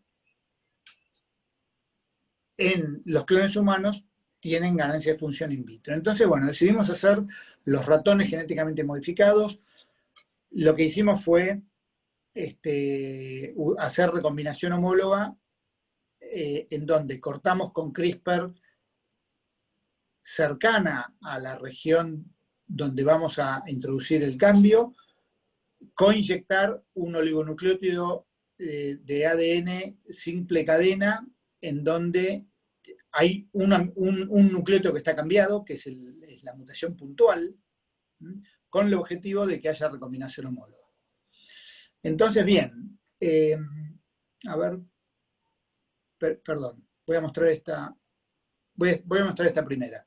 Entonces, ustedes saben que cuando se corta el ADN doble cadena, por ejemplo, con una nucleasa como la Cas9, hay un proceso rápido de reparación que induce la incorporación de deleciones o de inserciones, las famosas indels, a través de un mecanismo que se conoce como non-homologous enjoining, que es mucho más frecuente que el de recombinación homóloga, mediada por una secuencia que tiene brazos de homología con la región a reparar, y que en algunas ocasiones, pero en la minoría de ellas, uno podría llegar a encontrar fenómenos de este tipo frente a indels que no son los buscados, ¿no? Entonces, el experimento es así, o sea, nosotros diseñamos un oligonucleótido de unos casi 90 nucleótidos, en donde está la región que tiene la mutación a incorporar, que es esta T que está acá, 40 o 45 nucleótidos de homología hacia un lado y unos 45 nucleótidos de homología hacia el otro. Armamos una guía para que la Cas9 corte donde están esos triángulos rojos y se microinyectan cigotas de ratón en el núcleo para descargar ahí, o sea, ahí lo que nos interesa es descargar los oligonucleótidos y la guía, y en el citoplasma, en donde se descarga el mensajero de Cas9. Por supuesto que se descargan todo en ambos compartimentos, porque está todo junto en el líquido de la pipeta. Pero en el núcleo va a actuar la guía con el nucleótido en cercanía del ADN, y la Cas9, que tiene su propia señal de localización nuclear, una vez que sea traducida en el citoplasma del ovocito. Bueno, acá lo que vemos es que efectivamente estos son cromatogramas de secuencias que nos indican que hemos obtenido al heterocigota, que acá se ve muy bien, esta G y una A, y acá una A sola en el homocigota, y eso produce un cambio de aminoácido de B de valina por isoleucina. Pero, y esto es lo que yo les quiero mostrar, porque parece que todo es muy fácil y muy, como se diría, straightforward, pero en realidad, para obtener un mutante puntual, un knock-in con una mutación puntual, uno termina obteniendo en el camino una cantidad enorme de alelos que tienen de lesiones o inserciones. Enorme. Entonces, estos son todos founders que Daniela tuvo que analizar y mandar a secuenciar en esa región para saber exactamente qué pasaba. Y bueno, obtuvimos lo que queríamos, pero a expensas de tener que hacer un screen enorme de un montón de animales. De hecho, esto por ahí ya lo vieron ustedes, porque una de las primeras cosas que vimos fue que teníamos ratones knockouts para el receptor de MS4, que ya se sabe desde el año 97 que son obesos. Pero eso no era lo que estábamos buscando. Ahora, ya terminando, les muestro algunas pocas cosas que valen la pena remarcar. Bueno, primero que los ratones que tienen esta mutación tienen un peso corporal normal, comen una cantidad normal de comida, expresan una cantidad normal de mensajero, de MS4 con una sola mutación, pero lo que vimos es un rasgo típico, digamos, contratípico de lo que pasa con los mutantes de MS4. Los mutantes de MS4, del receptor de MS4, tanto en ratones como en humanos, son muy largos o muy altos. Son personas particularmente altas. Y son ratones particularmente largos. Bueno, acá lo que estamos viendo es un ratón más corto. El fenotipo es mucho más claro en hembras. En todos los casos que estamos viendo este tipo de fenotipo, es mucho más claro en hembras que en machos, no sabemos por qué. Se da este dimorfismo sexual. También lo que se ve, a diferencia de un ratón mutante para MS4, para el receptor MS4, es que el tejido adiposo pesa menos, en vez de pesar más, como el knockout. O sea, se ve el fenotipo opuesto, o sea, típico de una carencia de función, ¿no? Bueno, un esquema absolutamente idéntico, con pequeñas variaciones, hicimos para la otra mutación, para la isolación de 251 por leucina, y vimos resultados muy parecidos. Los ratones en hembras son más cortos, acá se ven. El tejido adiposo pesa menos, incluso en este caso en heterocigosis, y también se hace un dimorfismo sexual. Otros fenotipos que vimos, pero yo no los quiero aburrir, Daniel hizo muchos estudios metabólicos, pero para los que no son especialistas en el tema, y especialmente por lo que ya está llevando este seminario de largo, es muy aburrido. Lo que sí les puedo decir es que son animales que son más eficientes en la eliminación de excesos de glucosa en su sangre. Por ejemplo, cuando uno le hace un test de tolerancia a la glucosa, o sea, le inyecta una alta cantidad de glucosa para que se libere insulina y rápidamente la glucosa pueda volver a ser secuestrada en músculos, bueno, en este caso, los mutantes son más eficientes. ¿Ok? Bueno, y después quisimos ver, bueno, ¿tendrán menos chance de ser obesos? Bueno, vamos a darles de comer una comida hipercalórica, una comida que tenga una concentración de grasas mucho mayor. ¿Y qué es lo que vimos? Vimos que en esas condiciones, con comida más rica en grasas, tanto los mutantes que tenían un tejido adiposo menor, como los wild types, que tenían un tejido adiposo normal, aumentan de peso, y su tejido adiposo aumenta de peso, pero de manera normal.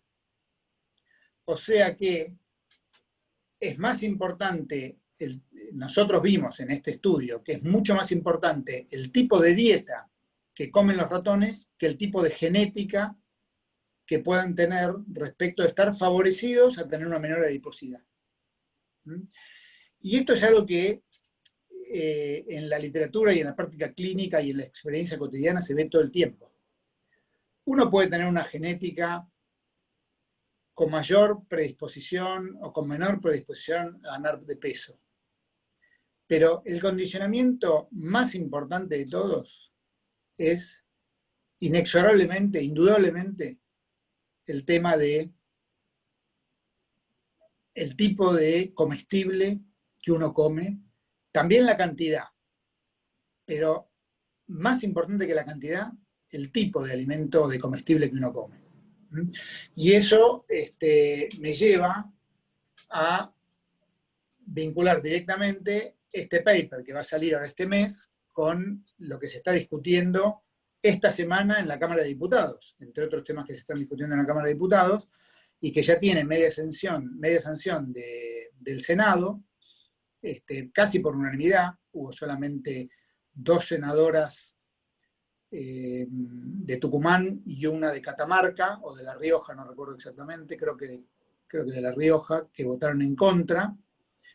Pero todo el resto de los senadores y senadoras de todas las provincias votó a favor de que haya esta ley de etiquetado frontal con hexágono, con octógonos negros, que es la que está visto en estudios psicomotores y de decisión, que más previene que alguien tome alguna caja o algún paquete o algún frasco que tenga o alguna botella que tenga estos octógonos, y que es por otra parte el que recomienda la Organización Mundial de la Salud y la Organización Panamericana de la Salud. Pero en este momento, si ustedes vienen siguiendo el tema por los medios, está habiendo una tremenda presión por parte de el consorcio, los consorcios, digamos, de agroalimentos, para empezar a tratar de convencer a través de influencias mediáticas o de algunas asociaciones que reciben dinero por parte de ellos, de tratar de atenuar, bueno, uno de ellos, porque por ejemplo, una de las propuestas también que trae la ley, igual que en Chile y otros países, es que además de haber octógonos, como se ve acá en este paquete de Trix abajo, tampoco están los animales, ni las figuras públicas. No puede haber fotos de futbolistas o de actores o de nada que lleve a comprar un alimento o un comestible por lo que es, sino por el fenómeno publicitario a su alrededor. Esto, por ejemplo, es cómo se ve un paquete de rocklets o un turrón de Arcor en la Argentina y en Chile. Arcor inventó esto de tu porción justa, ¿no? Como diciendo, no te preocupes, yo te voy a cuidar. Entonces, ellos hacen la porción justa para que no haya pandemia de obesidad en la Argentina, ¿no? Y bueno, quienes están atrás de la ley dicen, no, es el Estado el que tiene que regular y las empresas tienen que seguir las recomendaciones, y en la medida en que haya un exceso de alguno de estos compuestos que hacen mal a la salud en exceso, rotularlo adecuadamente. Como, bueno, toda la adecuación de la industria de alimentos y bebidas o de comestibles y bebidas, que tiene que sacar rápidamente nuevos productos para adecuarse a esta cosa de la cual todos nos fuimos dando cuenta con el correr del tiempo, que efectivamente el azúcar en altas cantidades y de manera crónica hace muy mal a la salud. Además, a pesar de de ser dulce y producir un estímulo positivo sobre nuestro sistema nervioso. Bueno, y después, bueno, ya que estamos en el trámite parlamentario y algunos me preguntaron si iba a hablar de cannabis, y no tengo ningún problema de que hablemos ahora de lo que quieran del tema.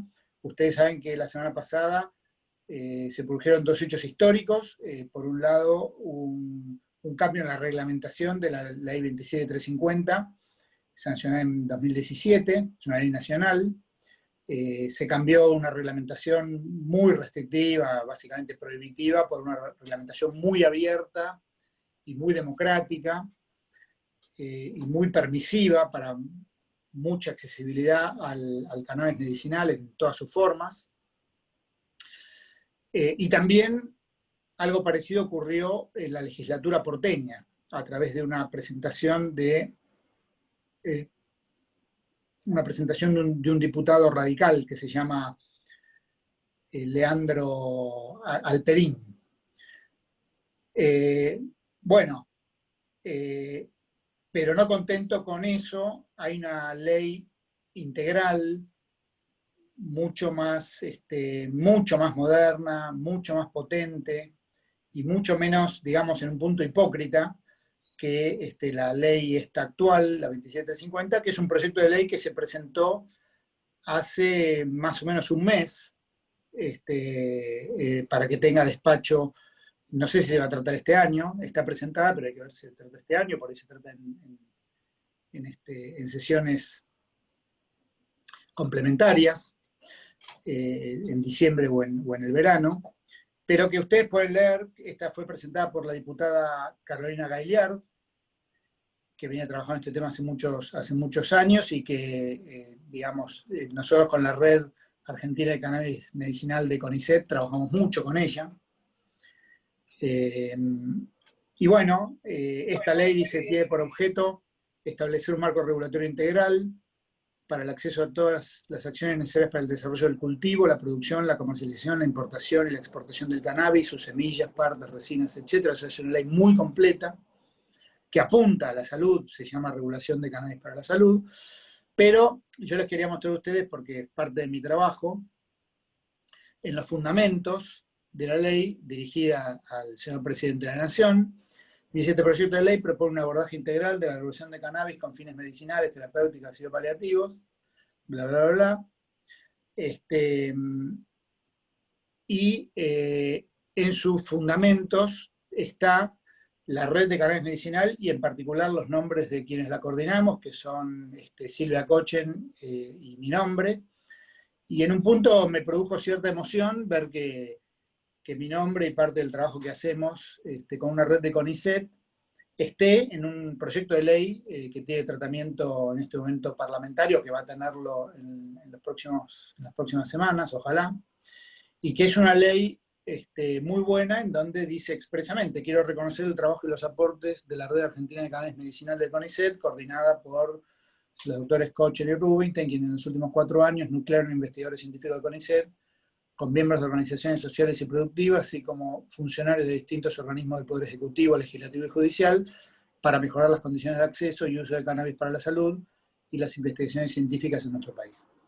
Bueno, así que con esto se los quería contar, porque muchos me han preguntado qué está pasando con esto, y esto es una situación donde, digamos, como en otros territorios, ¿no? Como el tema de la interrupción voluntaria del embarazo, o como con otros temas de género y de matrimonio igualitario en años anteriores, son todos corrimientos en temas que tienen que ver con ampliación de derechos, y en este caso particular con ampliación de derechos de acceso a la salud, a cosas que hasta hace poquito estaban prohibidas.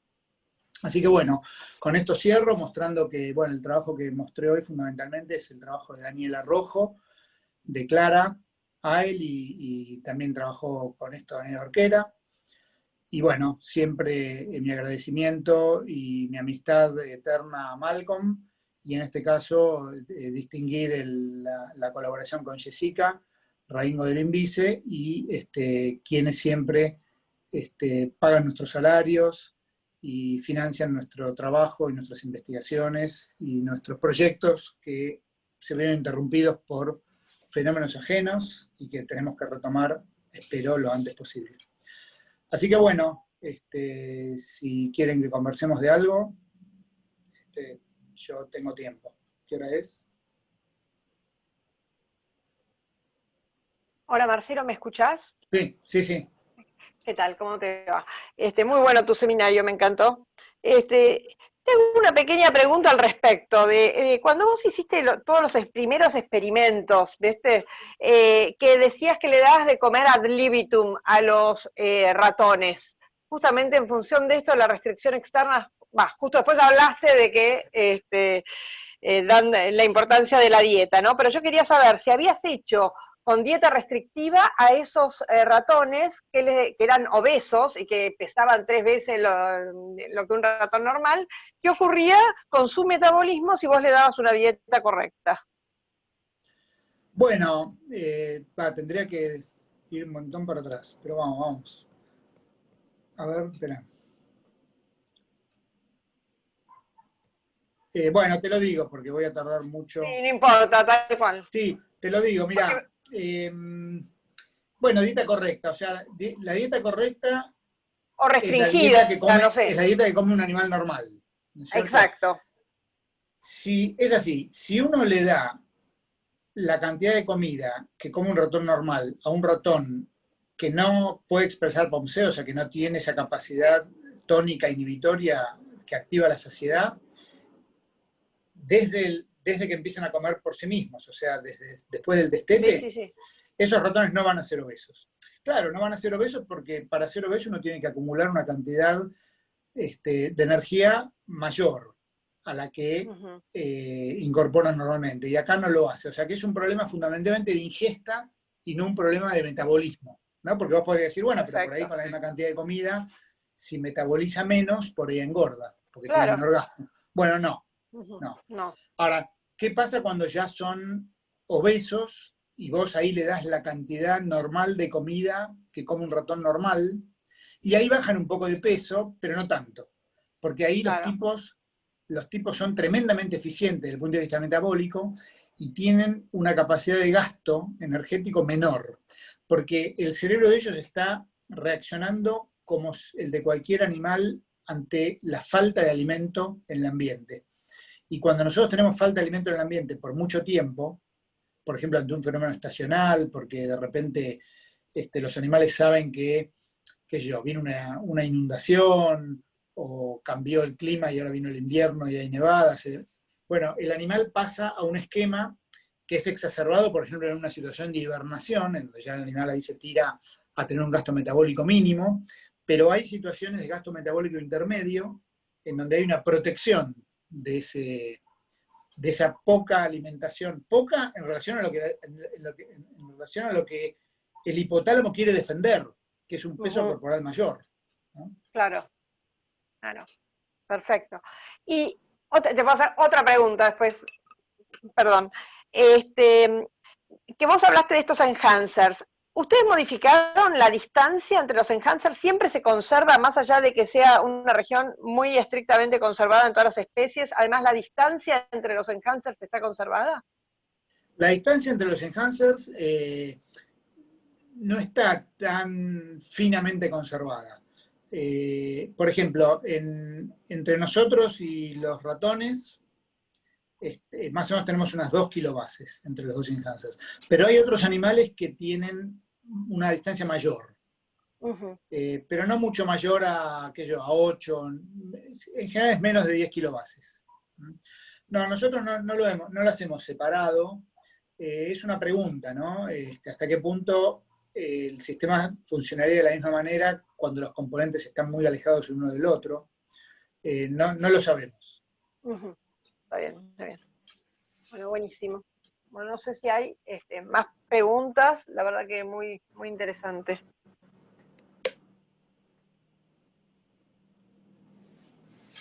Quien tenga que preguntar, por favor, abra su micrófono. Hola, yo quiero hacer una pregunta, Leo. Leo. Muy bueno, Marcelo, muy interesante. Una cosa, si entendí bien, la mayoría de las señales de regulación están todas contenidas en las células del organismo. ¿Dónde entra acá para vos los metabolitos del microbioma, digamos?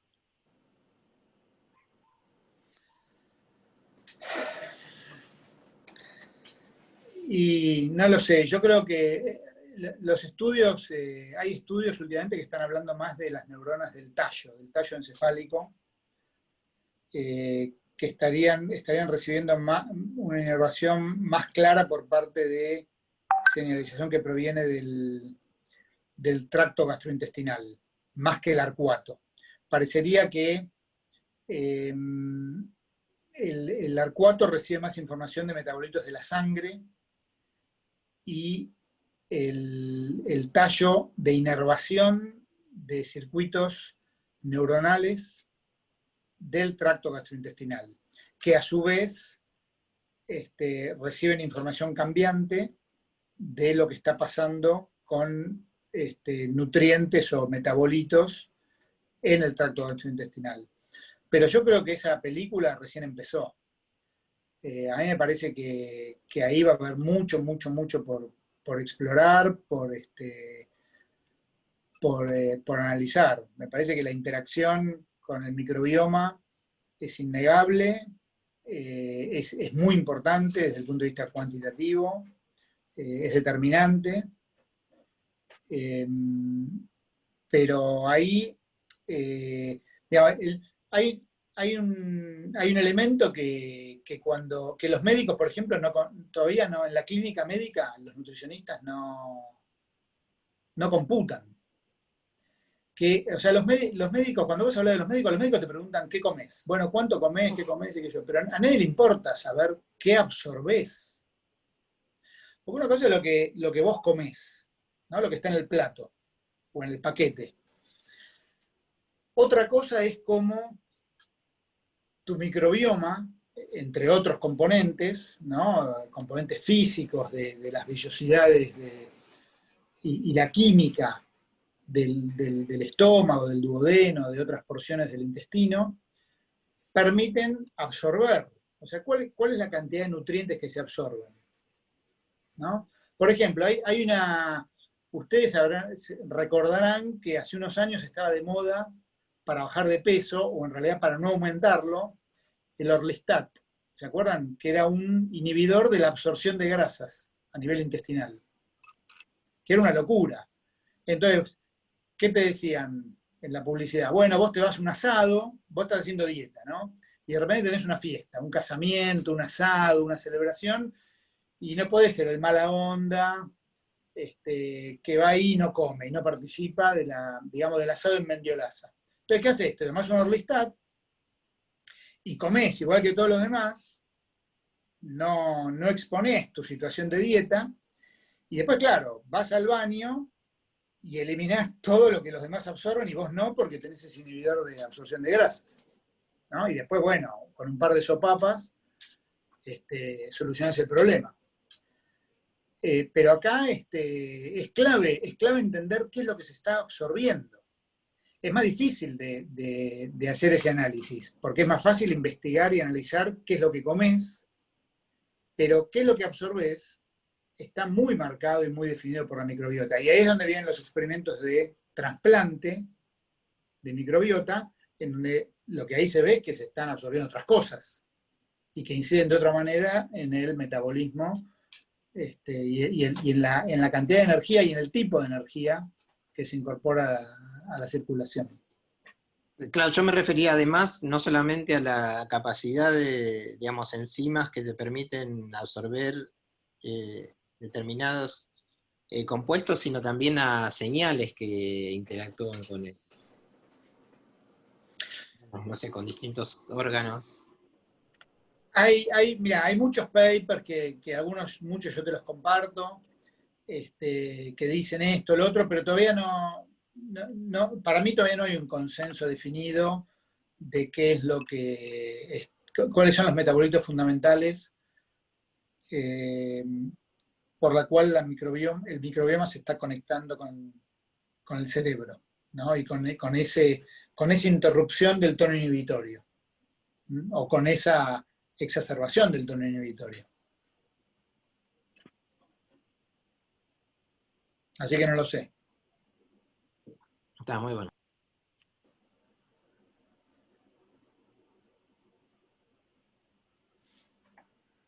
¿Alguna otra pregunta? ¿Algún otro...? Bueno, yo quería pasar un mensaje de Mirta, que me lo escribió a mí en privado, pero porque en vez de para todos, que te dice: muy linda charla, Marcelo, contaste muchos experimentos que no conocía, espero que salga la ley, sería de gran utilidad, y abrazos a todos mis queridos Ingevis. Digamos, Bueno, muchas gracias. Bueno, muchas gracias. Porque vi que me quedó, lo debe haber dicho para todos, pero entró en mi privado. Así que buenísimo. Bueno, Hola, ¿se escucha? ¿Sí? Sí, Daniela. Sí.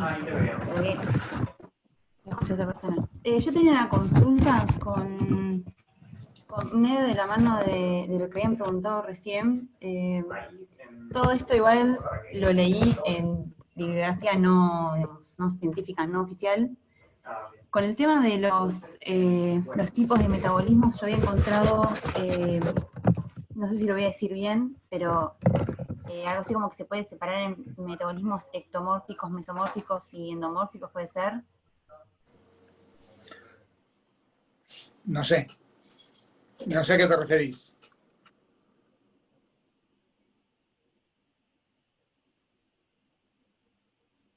Hola. Me parece que sí. ¿Está ahí, Daniela? Hola. Sí. Sí. No, Daniela, no sé a qué te referís con esa división entre metabolitos de ese tipo. Está bien, no importa entonces. Con- Quería